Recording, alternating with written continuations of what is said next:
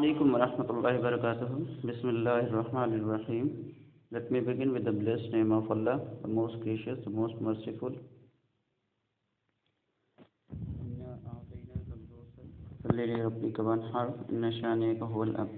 Today we have a topic vector space, affine and euclidean geometry, lecture number 33.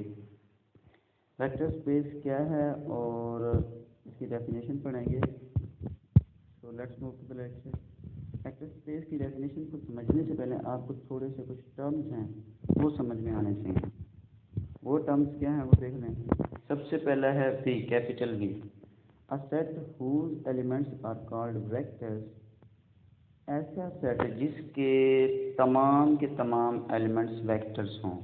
मिसाल के तौर पर उसमें 2 एलिमेंट है तो दोनों वेक्टर हों, 3 हैं तो तीनों वेक्टर हों, 4 हैं तो चारों वेक्टर हों, एंड सो ऑन एन तक जितने भी एलिमेंट्स इसके अंदर हैं सारे के सारे क्या हों, वेक्टर्स हों.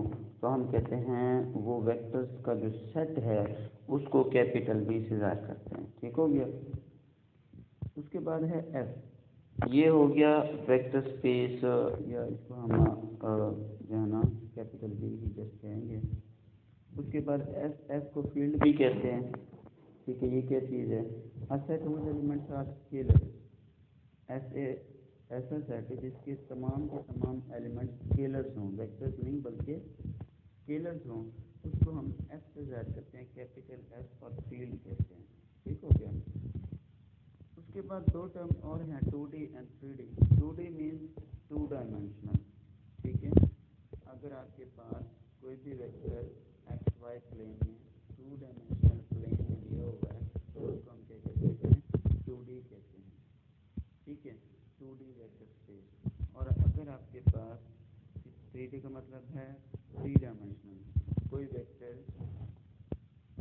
3 स्पेसेस में दिया हुआ है, एक्स वाई एंड 3 स्पेसेस में दिया हुआ है तो उसको हम क्या कहते हैं, 3D, यानी 3D vector space. Let's move to the definition of vector space. A vector space is a non-empty set. Vector space एक non-empty set होता है. V से तो आपको पता चल गया होगा कि वेक्टर स्पेस हमेशा कोई ना कोई वेक्टर्स का एक सेट होगा. ठीक है. तो उसके लिए फिर हमें पता कैसे चलेगा कि दिया हुआ जो सेट है वो वेक्टर स्पेस है या नहीं है. ठीक है. तो वो जो है ना हम कंफर्म करने के लिए 2 ऑपरेशंस हैं, which 2 operations are defined. Addition and multiplication के 2 ऑपरेशंस हैं. उसके 10 एक्सियम अगर फॉलो करते हैं, सब्जेक्टेड टू 10 एक्सियम्स.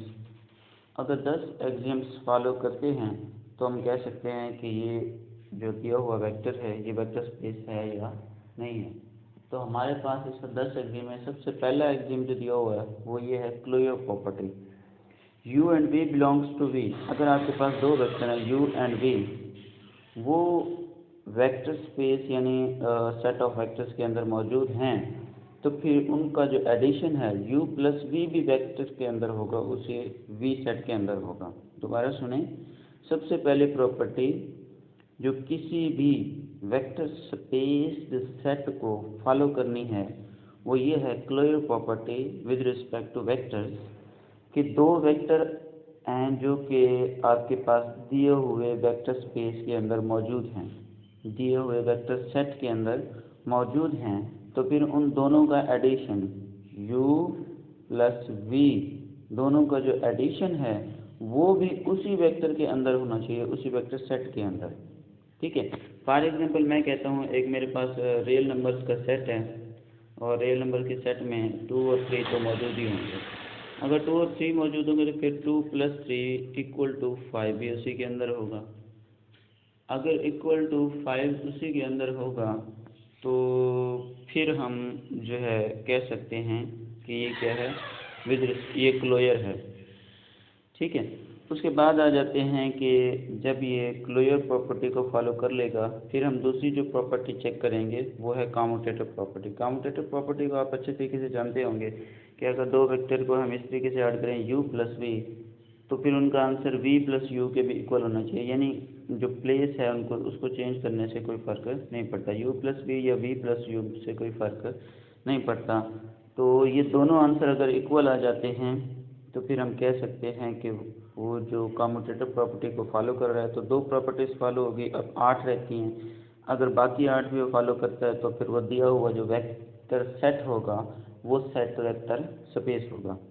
तीसरी जो प्रॉपर्टी से फॉलो करनी है वो है एसोसिएटिव, और वो है u plus V plus W equal होना चाहिए u plus V plus W. यानी अगर फर्स्ट लेफ्ट हैंड साइड पे हम u को v से ऐड करके फिर जो आंसर आएगा उसको w से ऐड करेंगे, लेकिन जो राइट हैंड साइड है उसमें हम पहले v और w को ऐड करेंगे, जो आंसर आएगा फिर जाके उसे u से ऐड करेंगे। यानी कि किसी दो को पहले ऐड करें बाद में तीसरे को ऐड कर दें, इसमें किसी दो को पहले ऐड कर दें और बाद में तीसरे को ऐड करें, तो कोई फ़र्क नहीं पड़ता। यानी ये एसोसिएटिव लॉ को फॉलो करना चाहिए।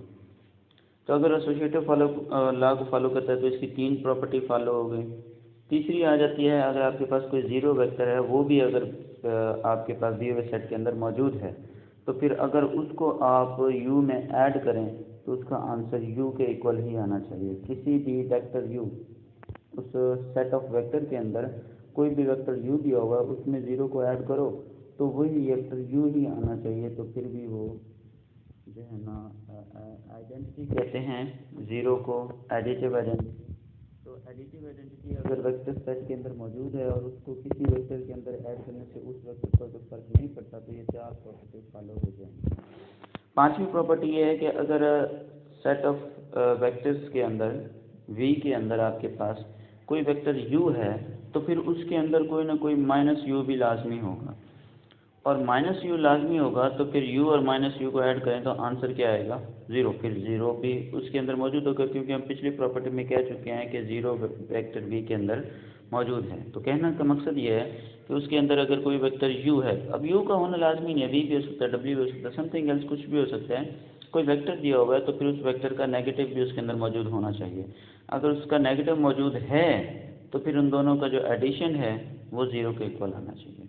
ठीक हो गया, इसको हम कहते हैं एडिटिव इनवर्स। फिर आ जाते हैं clear property with respect to scalars. 5 property थी आपके पास जो है ना टोटली वेक्टर्स के साथ, इसमें हम स्केलर का अमल दखल नहीं था। और 5 प्रॉपर्टी हैं आपके पास स्केलर्स के लिहाज से, कि स्केलर्स को हमने डिस्कस करना है। उसमें वेक्टर कुछ आ जाएंगे लेकिन ये प्रॉपर्टीज़ स्केलर्स के लिहाज से होंगे। तो क्लियर प्रॉपर्टी पहले भी पढ़ चुके हैं, फिर दोबारा आई हुई है। ये क्लियर प्रॉपर्टी थी विद रिस्पेक्ट टू वेक्टर्स, और अब जो क्लियर प्रॉपर्टी होगी ये विद रिस्पेक्ट टू स्केलर्स होगी। ठीक है, वो कहता है आपके पास कोई वेक्टर u है और वो v के अंदर मौजूद है, उसको हम किसी स्केलर c से मल्टीप्लाई करते हैं, फिर भी उसका आंसर जो है वो v के अंदर मौजूद होना चाहिए। दोबारा सुने कि अगर कोई एक वेक्टर है वो v के अंदर मौजूद है, फ़र्ज़ करो मैंने फ़र्ज़ कर लिया उसे u, वो v के अंदर मौजूद है, तो फिर उसको किसी भी स्केलर से a b c something else किसी भी स्केलर से मल्टीप्लाई करें तो उसका जो आंसर आए वो भी v के अंदर मौजूद होना चाहिए। इसको हम कहते हैं क्लियर प्रॉपर्टी। 6 प्रॉपर्टी फॉलो हो जाएंगी। 7वीं प्रॉपर्टी पे आते हैं कि डिस्ट्रीब्यूटिव लॉ यहाँ पे फॉलो करना चाहिए। आपके पास 2 वेक्टर हैं वो ऐड हो रहे हैं, दोनों वेक्टर को ऐड करके c से मल्टीप्लाई करें, किसी स्केलर से मल्टीप्लाई करें, तो उसका आंसर उस आंसर के बराबर आना चाहिए जिसमें हम स्केलर को अलग अलग मल्टीप्लाई करा के वेक्टर से फिर ऐड कर रहे हैं। तो आप बेशक वेक्टर्स को ऐड करा के फिर स्केलर से मल्टीप्लाई करें, या फिर स्केलर से मल्टीप्लाई करा के बाद में ऐड करें, दोनों का आंसर क्या आना चाहिए इक्वल। तो फिर वो डिस्ट्रीब्यूटिव लॉ को फॉलो करेगा, 7 प्रॉपर्टी फॉलो हो जाएंगे। दोबारा से डिस्ट्रीब्यूटिव लॉ आ रहा है, वहाँ पे 7 प्रॉपर्टी में 2 वेक्टर थे डिस्ट्रीब्यूटिव लॉ में, अब 2 स्केलर हैं। अब दोनों स्केलर को ऐड करके किसी वेक्टर से मल्टीप्लाई करें, या दोनों स्केलर को अलग अलग सेम वेक्टर से मल्टीप्लाई करके फिर ऐड करें, तो आंसर क्या आना चाहिए सेम आना चाहिए। 8 प्रॉपर्टी फॉलो हो जाएंगे। 9th प्रॉपर्टी है कि आपके पास ये 2 स्केलर हैं, उनमें से पहले आप d को u से मल्टीप्लाई कराते हैं, फिर बाद में c को मल्टीप्लाई कराते हैं, यानी 1 बाय 1 स्केलर्स को मल्टीप्लाई कराते हैं किसी वेक्टर से, और इस साइड पे आप दोनों स्केलर को आपस में मल्टीप्लाई करा के जो आंसर आता है उसको एक ही बार वेक्टर से मल्टीप्लाई करा देते हैं। किसी वेक्टर से 2 बार मल्टीप्लाई कराने का जो है नौबत नहीं आती। तो फिर इन दोनों का आंसर अगर इक्वल आता है तो हम कह सकते हैं ये एसोसिएटिव लॉ यहाँ पे फॉलो करता है।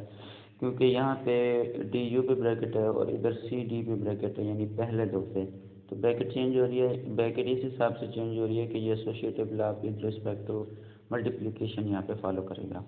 लास्ट में है कि आपके पास कोई आइडेंटिटी है 1, तो अगर उस 1 को आप किसी वेक्टर से मल्टीप्लाई करें तो वापस वही वेक्टर का आएगा आंसर, तो फिर हम कह सकते हैं कि यहाँ पे आइडेंटिटी फॉलो कर रही है। तो फिर वेक्टर स्पेस की 10 प्रॉपर्टीज़ ये जो हैं वो अगर कोई भी दिया हुआ सेट फॉलो कर रहा है तो हम कह सकते हैं कि वो वेक्टर स्पेस है। ये 10 की 10 प्रॉपर्टीज़ अगर वो फॉलो करता है तो हम कह सकते हैं कि वो वेक्टर स्पेस है। Wish you best of luck. हमारा आज का लेक्चर यही था। आप कंटेंट देख सकते हैं पास करके कि आपको मेरे चैनल पर क्या मिलेंगे। So thanks a lot for watching. अल्लाह ताला हम सबको दोनों जहानों में कामयाब करे, आपका सच के रास्ते पर चलने की तौफीक अता फरमाए। If you like my video please subscribe the channel, like and share the video. अल्लाह ताला आप सबको सलामत रखे। खुदा हाफिज़।